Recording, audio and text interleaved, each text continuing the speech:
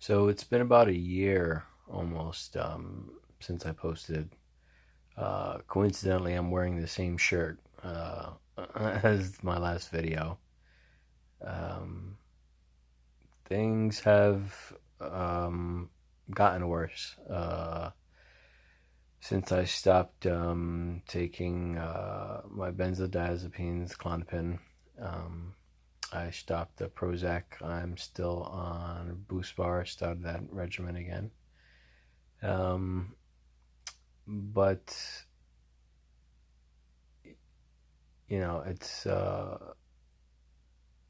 it's it's the worst. It's such an uphill battle. I never realized that the withdrawal can be so severe and last so long.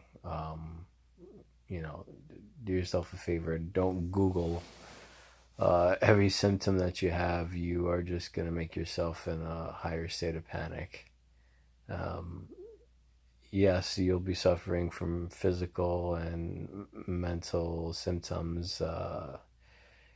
Panic attacks, uh, incredible insomnia. I mean, in the last week, I've probably slept like 2 hours a night.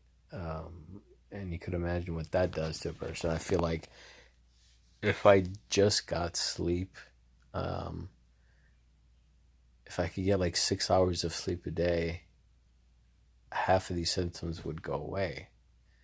I wouldn't be feeling like, the pressure in my chest, like I can't breathe or my heart's going to explode. I wouldn't get tremors in my hands. Uh, Temperature differentiation is another thing. I mean, my extremities, like my feet and my hands, I can't. They're either hot if I put a blanket over them when I try to sleep, or they get cold. I can't be comfortable in that temperature. Just makes my insomnia worse, and then the hamster wheel just starts spinning and spinning in your brain. It's just this endless cycle. You get anxiety about having anxiety. You start. I had to turn my clock off because you know I'm just counting down the hours when I lie in bed, waiting to fall asleep, and all of a sudden it's 5 a.m. and I got to be up for work or to make breakfast for my daughter or do something, So I turn my clock off because there's no point in just staring at the clock and waiting to fall asleep. So you got to kind of embrace it, and I haven't embraced it fully. I mean, I'm sure there's things I could be doing when I have the insomnia. I could probably be cleaning or doing dishes or doing something productive, maybe even exercising, but the willpower is just not there. So I decided to go kind of the homeopathic route and researching, what exactly benzos do and what happens when you withdraw, and GABA and glutamate and all those things. You probably heard from 100 of these videos. And I started taking different supplements. So magnesium has been a big thing. I learned to take it at nighttime, right before I go to bed, because when I take it during the day, it gives me some stomach troubles. Um, I've been taking a lot of valerian root, drinking valerian root tea, essential oils like lavender and frankincense and those kind of things in the diffuser. I've been really hypersensitive to smells lately. I could just detect anything in the air now, and it's annoying. Light bothers.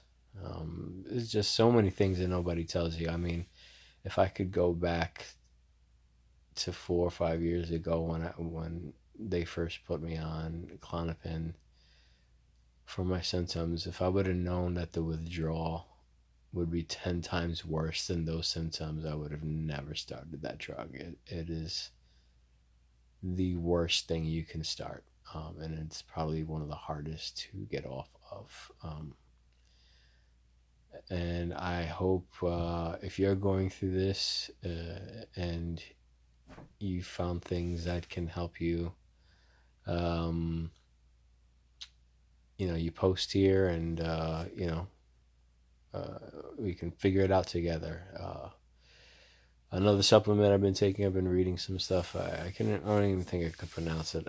L-thiamine or something to that effect. It's something that's found in green tea. I can't drink caffeine anymore because it just makes my anxiety and my insomnia even that much worse. So no more sodas, no more coffee. Not that I drank coffee before. No more caffeinated teas, but the L-thiamine seems to be helping a little bit. Kind of, it's supposed to block um, the those glutamate receptors and help with the GABA receptors that are basically damaged from all the benzodiazepine use. And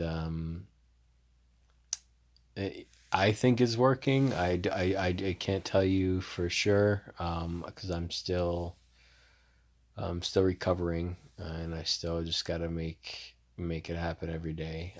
But between the magnesium and that supplement and the valerian root, I've started with the magnesium baths. I need to be more regimented about that, but the magnesium salt baths seem to help and relax. A little bit of meditation music and stuff, but I found that the sleep aids and the meditation music and the mantras and things like that, when you're trying to fall asleep and you have them on your phone or whatever you play it on, for me it just doesn't work. Like it just is something else to pay attention to that gets my insomnia to be worse or just remain the same.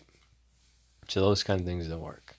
I think music might help in general, but the mantras and those kind of meditation, hypnosis things you see on YouTube are all bullshit. Like that does not work. At least not for me. If it works for you, that's great. Like everybody's different. I last posted in August. It's April now, and so it's almost a year. I lost about 30 pounds, and I needed to lose the weight. I needed to lose the weight. I was at 210. I'm back to 180, so I'm at a healthy weight now. This wasn't the best way to lose it. Certainly wasn't a healthy way to lose it, but I lost the weight. What I need to do is start exercising. Everyone tells me that, and it's just a matter of getting up and going to do it. Like I took a walk the other day through a nature trail, and it was only about 20 minutes or so. But there was just a moment of clarity and just acceptance, and it just felt good to feel a breeze and to like use your senses to hear things, to smell things. What do you taste? What do you see? What do you feel? And it helps you distract you from all these symptoms. But I've learned that all these things that people are telling me to take supplements or telling me to do meditation or exercise or deep breathing and all those kind of things, these are not cures for withdrawal. These are not cures for anxiety or depression. These are coping mechanisms. This is something that you may potentially live with for the rest of your life. I started therapy about a month ago. I've been doing it online, but I'm going to be seeing somebody in person weekly starting this week. Someone who does CBT therapy, and I'm hoping that can help. I haven't done it or haven't been regimented about it. I've only been seeing a psychiatrist, and he just helps regulate like my medication, my boost bar. But I'm hoping that just regular therapy sessions would help. Uh, I'm hoping that I just don't have to live with this for the rest of my life. I wouldn't wish this upon my worst enemy. Like really, like it's that bad.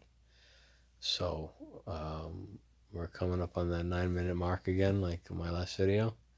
Uh, Trying to grow my beard out, so we'll see. Maybe I'll try to post once a month or something a little more frequently, and we'll see how we're going. Right now, it's a bad time. A lot of things going on, but off the benzos, and that's the most important thing. And yeah, you just gotta get sleep when you can. You have to work.